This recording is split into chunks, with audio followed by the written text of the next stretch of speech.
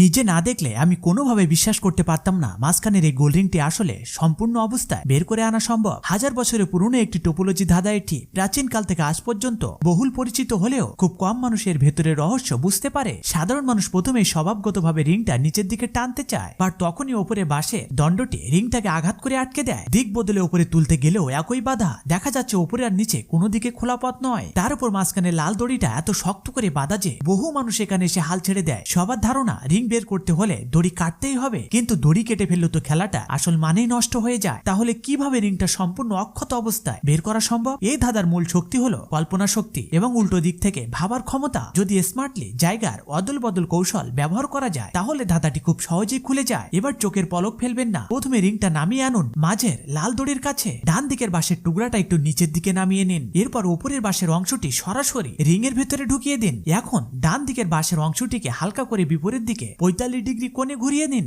এই মুহূর্তে রিংটি দুই বাঁশের অদ্ভুত এক ক্রস পয়েন্টে আটকে যাবে। তারপর ডান দিকে বাঁশের উপরের অংশটি পুরোপুরি রিং এর ভেতর দিয়ে নামিয়ে আনুন যতক্ষণ না দুইটি বাঁশ পাশাপাশি এসে দাঁড়ায়। এখন সামনে যেন এক প্রশস্ত রাস্তা খুলে গেল। রিংটাকে ডান পাশ থেকে একটু উপরের দিকে তুললেই দেখবেন রিংটি অনায়াসে বেরিয়ে এসেছে। সবশেষে অনুরোধ থাকবে আপনি কোথা থেকে দেখছেন সেটি কমেন্ট করে জানান এবং লাইক, সাবস্ক্রাইব ও ফলো করতে ভুলবেন না।